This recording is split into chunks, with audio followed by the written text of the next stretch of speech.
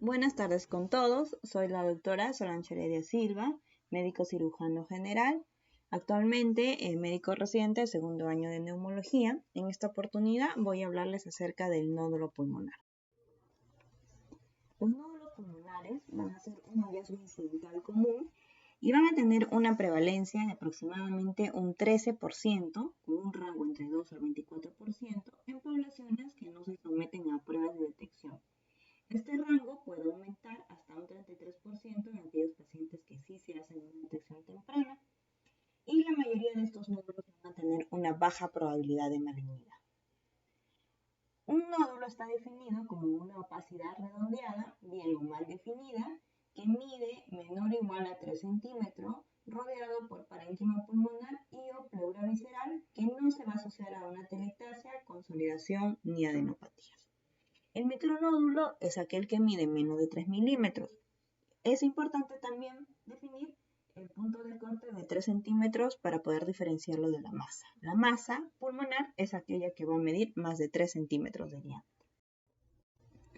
La clasificación del nódulo pulmonar se divide en dos grupos, sólido y subsólido.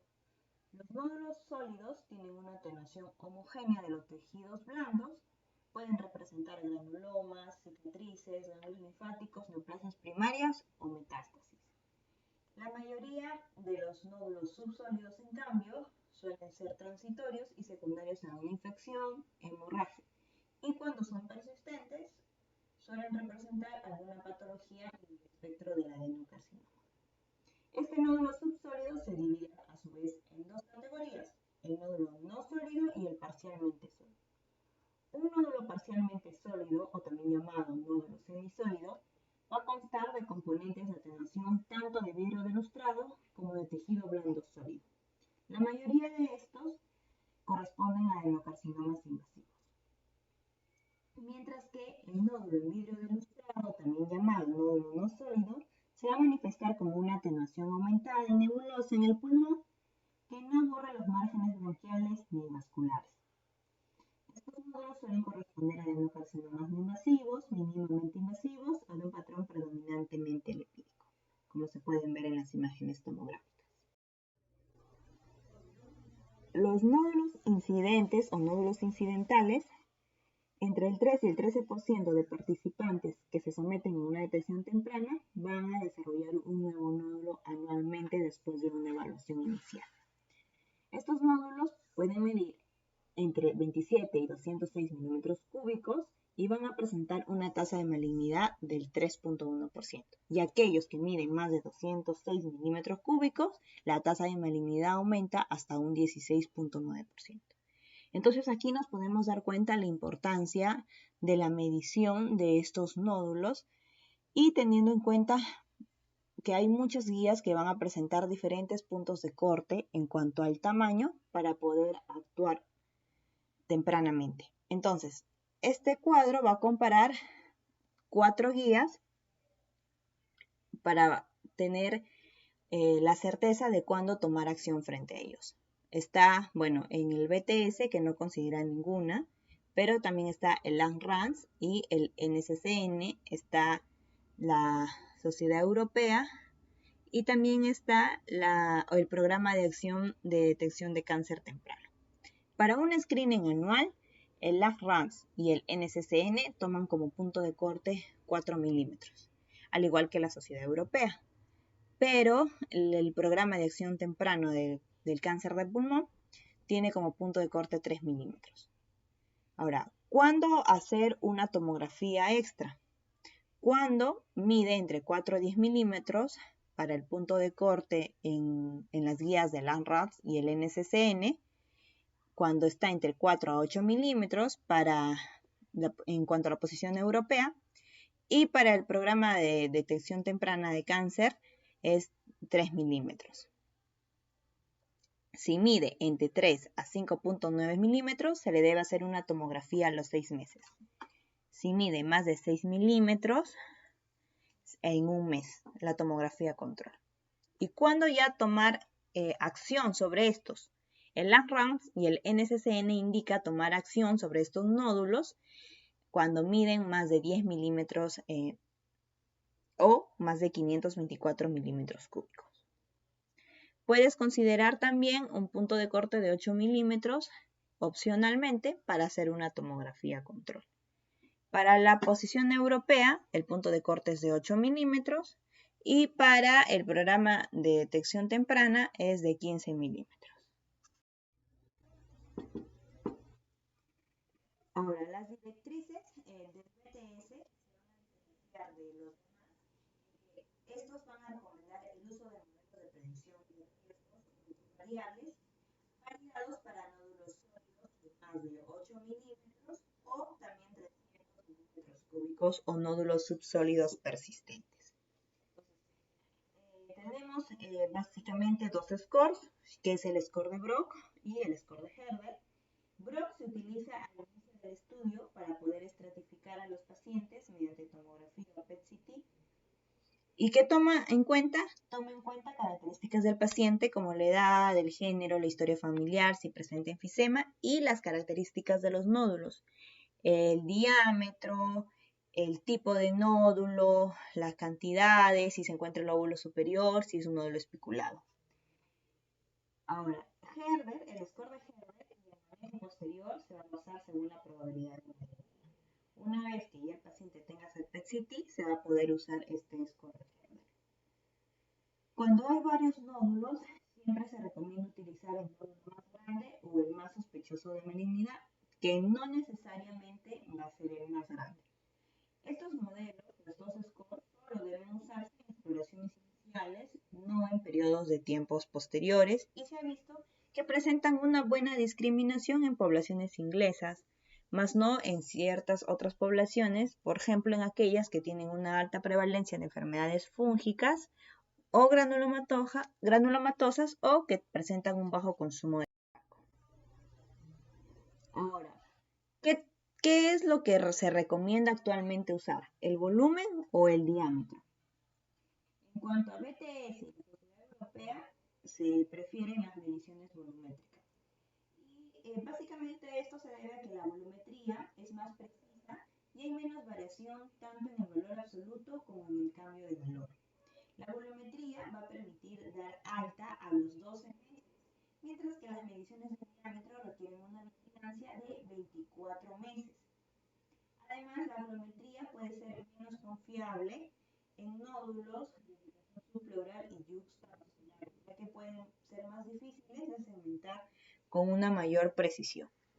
Pero esta variabilidad es aproximadamente del 25%, que actualmente se ha logrado reducir hasta un 15% debido a los escáneres tomográficos actualizados y los software volumétricos. La volumetría en el nódulo subsólido es más desafiante que las lesiones sólidas debido a que hay una diferencia reducida en la atenuación entre los nódulos en vidrio esmerilado de un nódulo subsólido y el parénquima circundante. Actualmente hay una nueva métrica que combina el volumen y la densidad de los nódulos que se llama masa de nódulos y puede ser más prometedora como un indicador de crecimiento, pero lamentablemente puede que no refleje una letalidad adecuada y sigue siendo aún un foco de investigación. En cuanto a los nódulos subsólidos, los nódulos parcialmente sólidos persistentes son menos prevalentes que los nódulos sólidos y tienen entre 1.4 y 5 veces más probabilidad de ser malignos, pero a menudo muestran un crecimiento muy lento.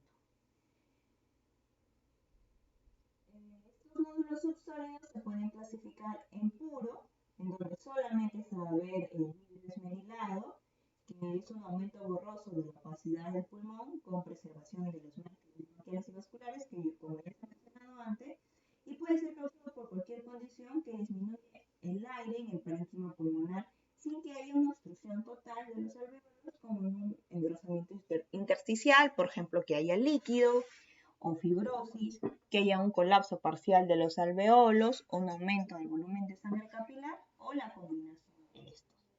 También se pueden dividir en heterogéneos, en donde vemos imágenes en vidrio de lustrados más consolidaciones, parcialmente sólidos, en donde hay un área sólida visible en ventanas del mediastino, y otra clasificación clasificación va a ser en cuartiles, que se divide según el porcentaje de lesión que se llega a consolidar. Entre 0 a 24% es vidrio esmerilado puro, entre 25 al 49%, luego 50 a 74% y más del 75%. Estos nódulos en vidrios de lustrados mixtos son aquellas lesiones que no son vidrio esmerilado puro, pero tampoco son completamente sólidos. Ahora, las patologías de los nódulos en vidrio esmerilado. El espectro de la adenocarcinoma del pulmón suele comenzar con lesiones premalignas. Estas lesiones premalignas incluyen la hiperplasia adenomatosa atípica, el adenocarcinoma in situ y el adenocarcinoma mínimamente invasivo. Este hiperplasia adenocarcinoma es cuando mide menos de 0.5 centímetros y no tiene componente invasivo.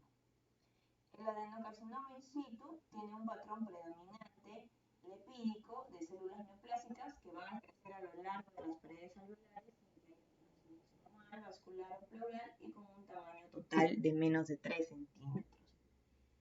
Mientras que el adenocarcinoma mínimamente invasivo, si bien es cierto, también mide menos de 3 centímetros, aquí ya hay una predominancia lipídica y el componente invasivo va a ser menos de 5 milímetros en cualquiera de los focos, siempre excluyendo criterios linfáticos, invasión pleural, necrosis tumoral, que haya diseminación hemática, entre otros. El diagnóstico de adenocarcinoma va a poder establecer a partir de una pequeña biopsia. Todo el tumor debe estar disponible para estudios histológicos. Los adenocarcinomas pulmonares invasivos, además, suelen ser mixtos. Sobre todo es más común a predominio lipídico en los nódulos de lustrado. Y cualquier subtipo puede estar presente, lipídico, puede ser acinar, papilar, micropapilar o sólido. En cuanto a los nódulos en vidrio esmerilado puros, van a representar cáncer invasivo en 10 a 40% de los casos. La historia natural del nódulo en vidrio esmerilado, del 60 al 90% de estos nódulos puros o mixtos no progresan durante 5 a 10 años. Y se toma la definición de progresión como una mayor consolidación en ventanas pulmonares o crecimientos generalmente de más de 2 milímetros. Hay una tasa de progresión lenta que representa 2 a 3 milímetros en 2 años, un crecimiento de 2 a 3 milímetros en 2 años.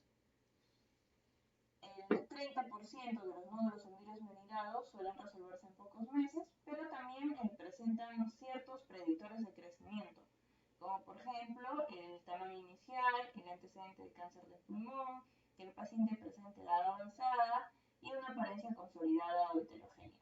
Los nódulos en vidrio esmerilado puros suelen presentar una buena supervivencia sin recurrencia independientemente del tamaño general de la lesión. Pero hay muy pocos casos que son bastante infrecuentes, que son aquellos que miden más de 3 centímetros.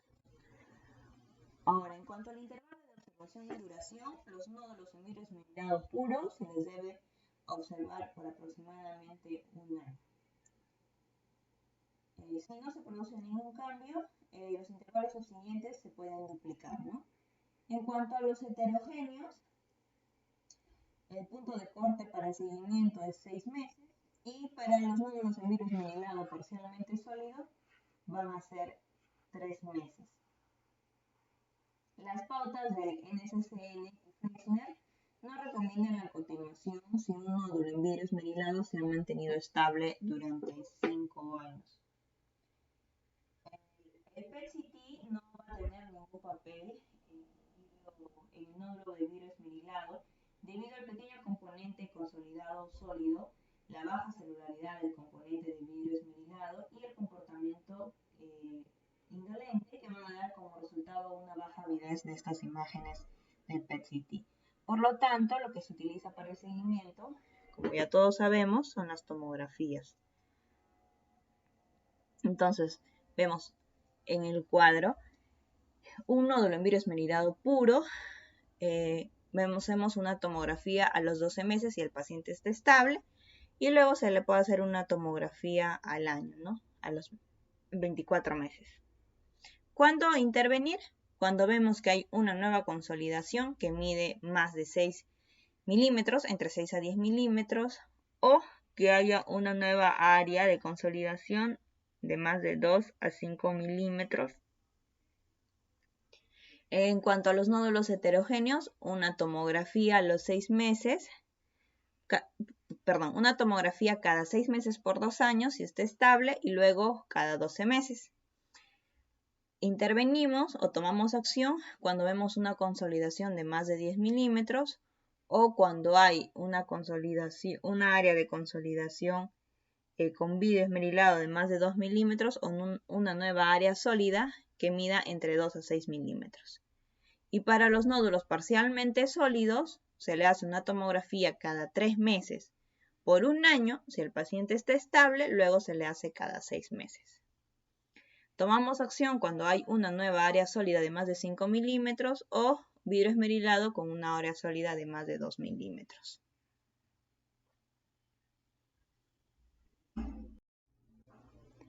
Ahora, hay una guía que todos conocemos, que es la guía de manejo del nódulo pulmonar de la Sociedad de Fleischner del 2017, que es básicamente para el estudio de nódulos incidentales y tiene ciertos criterios de inclusión, como por ejemplo pacientes mayores de 35 años que no estén inmunocomprometidos y que no tengan un antecedente de neoplasia conocida. En cuanto a las recomendaciones generales, la tomografía lo que se recomienda es que sea de cortes delgados, de más de 1.5 milímetros, típicamente menos de 1 milímetro.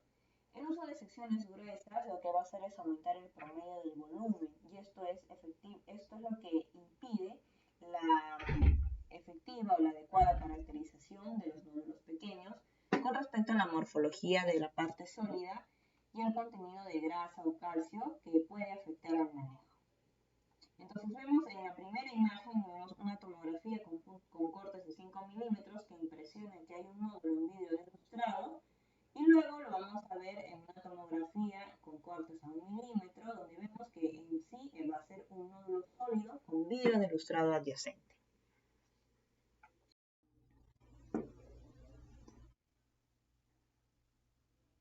Entonces, ¿existe evidencia del riesgo de cáncer en fumadores actuales o en aquellos que dejaron de fumar recientemente y que han sido estudiados en el contexto del programa de detección de cáncer de pulmón? Entonces aquí vamos a ver, dependiendo del tipo de nódulo, si es un nódulo sólido, subsólido, parcialmente sólido, y si tiene el paciente bajo riesgo o alto riesgo, y también va a modificarse si es un nódulo único o nódulos múltiples. Entonces vamos a ver un poco didáctico acá. Si es un nódulo sólido único, vemos el tamaño. Si mide menos de 6 milímetros y el paciente tiene bajo riesgo, no requiere seguimiento. Si tiene alto riesgo, tampoco va a requerir seguimiento.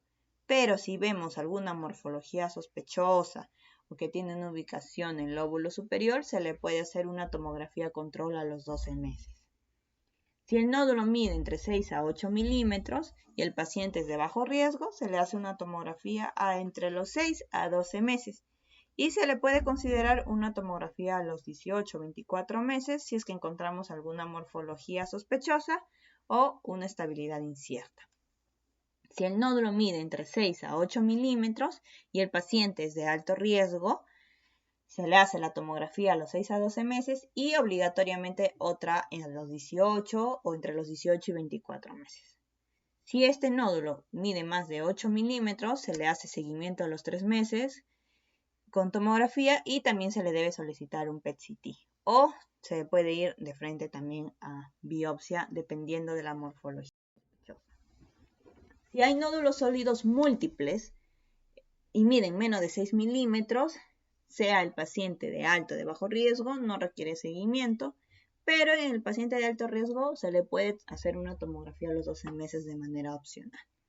Y si miden más de 6 milímetros, se le debe hacer una tomografía a los 3 a 6 meses, considerando otra de control entre los 18 a 24 meses. Ahora para los nódulos subsólidos únicos. Si este nódulo subsólido único es de vidrio esmerilado y mide menos de 6 milímetros, no requiere seguimiento, al menos que haya alguna morfología sospechosa, y se le puede realizar una tomografía a los 2 y 4 años. Si mide más de 6 milímetros,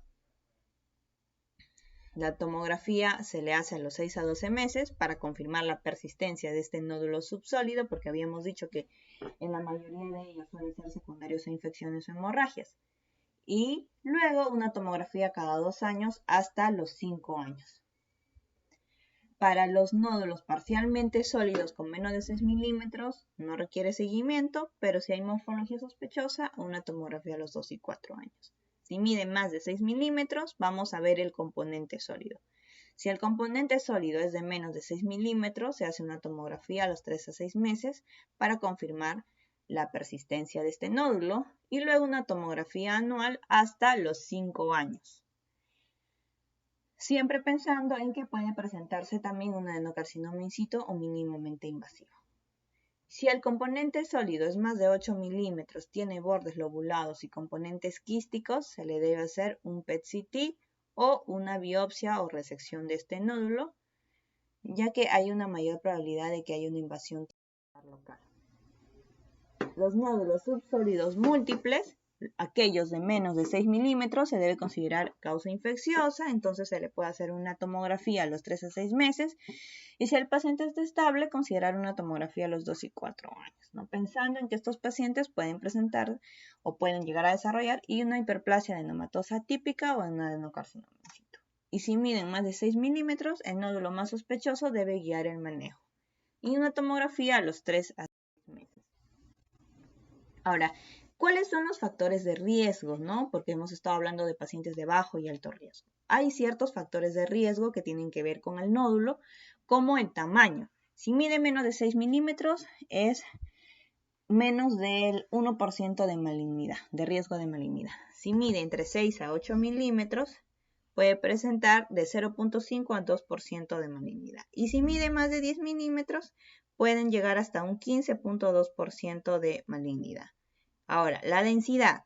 La densidad de los nódulos parcialmente sólidos con una parte sólida de más de 6 milímetros se han asociado con un mayor riesgo para desarrollar neoplasia o un mayor riesgo de que sean malignos. Otra característica del nódulo también es que presente bordes espiculados. Estos bordes espiculados representan una alta probabilidad de malignidad. Los bordes lobulados, una probabilidad intermedia, y los bordes lisos, una baja probabilidad. Otra característica que podemos encontrar en la tomografía es que haya broncograma o burbujas aéreas o pseudocavitaciones. Que se encuentren en los lóbulos superiores, sobre todo del lado derecho, es un alto índice de malignidad o una alta indicación de riesgo de malignidad. Que sean múltiples. El hecho de que sean entre 1 a 4 nódulos incrementa el riesgo para malignidad. Y generalmente cuando estos son más de 5 nódulos, hay una posibilidad, una mayor probabilidad de que estos sean de causa infecciosa. Y también el hecho de que se asocia en enfisema y fibrosis pulmonar, sobre todo el enfisema centrolocular. Y en cuanto a la fibrosis, teniendo en cuenta mucho a las FPI, van a ser un factor de riesgo independiente con un índice de aproximadamente 4.2 en comparación, o sea, 4.2 más posibilidad de malignidad en comparación de que el paciente solo presentase algún enfisema. Ahora, ¿qué características del paciente podemos tener en cuenta que son factores de riesgo? El paciente que sea fumador pesado, ¿no? Sabemos que el tabaco es el principal factor de riesgo, en comparación con el de los no fumadores, y una exposición de segunda mano. Paciente menores de 35 años generalmente suelen presentar nódulos de causa infecciosa, ¿no? En cambio, de 40 años a más, ya podemos sospechar de que lo más probable es que sea una neoplasia. Y también hay ciertas características individuales de pacientes, como por ejemplo el sexo. En las mujeres, el nivel educativo más bajo y un IMC más bajo, es decir, un índice de masa corporal más bajo, se van a En cuanto al tabaco, es que fume más de 30 paquetes años, que recién haya dejado de fumar en los últimos 15 años, e incluso actualmente también se ha visto que ser un fumador de segunda mano ya se considera un factor de riesgo para neoplasia pulmonar. En cuanto a los tiempos de duplicación, para los cánceres sólidos están bien establecidos, ¿no? Una duplicación de volumen corresponde a un aumento del 26% del diámetro y la gran mayoría de los tiempos se encuentran en un rango entre 100 a 400 días. Pero en los nódulos subsólidos que representan adenoprimarios, la regla de crecimiento tiene tiempos de duplicación promedio de orden de hasta 3 a 5 años. Ahora, hay también ciertos patrones de benignidad, ¿no? Entonces, es importante diferenciar un nódulo benigno de uno maligno en cuanto a la calcificación. Las características para un nódulo benigno se aplican más para aquellos pacientes que no tienen un tumor primario conocido, ¿no? Entonces, por ejemplo, tenemos que tenga alguna calcificación. Puede ser difusa, puede ser central, puede ser en láminas o de popcorn. Si es difusa, pensamos en que puede ser un osteosarcoma, un condrosarcoma o metástasis si es que ya el paciente tiene un tumor primario conocido. Si la calcificación es central, podemos pensar en un granuloma, ¿no? Esta calcificación central también se puede llamar o se conoce como ojo de buey. Y si el paciente ya tiene alguna neoplasia conocida, puede representar tumores gastrointestinales o puede ser secundaria a quimioterapia, igual que las calcificaciones en popcorn. Ahora, ¿cuándo decimos que la probabilidad de malignidad es baja, es intermedia o es alta? Es baja cuando es menos del 5% de riesgo. ¿En qué pacientes van a presentar una probabilidad maligna? Baja. En pacientes jóvenes que no fuman o tienen un bajo índice tabáquico, en cuanto al tamaño del nódulo, en los márgenes regulares y la localización que sea en otro lugar que no sea el lóbulo superior. Intermedio entre el 5 al 65% cuando hay una mezcla de características de bajo y alto riesgo que representa más del 65% de probabilidad de malignidad en pacientes con edad avanzada, hemos dicho sobre todo a partir de 40 años, que es en donde se hacen ya los screening, paciente fumador, en cuanto que el tamaño del nódulo, a más tamaño mayor riesgo, que presente márgenes irregulares o espiculados y que se localice en el lóbulo superior.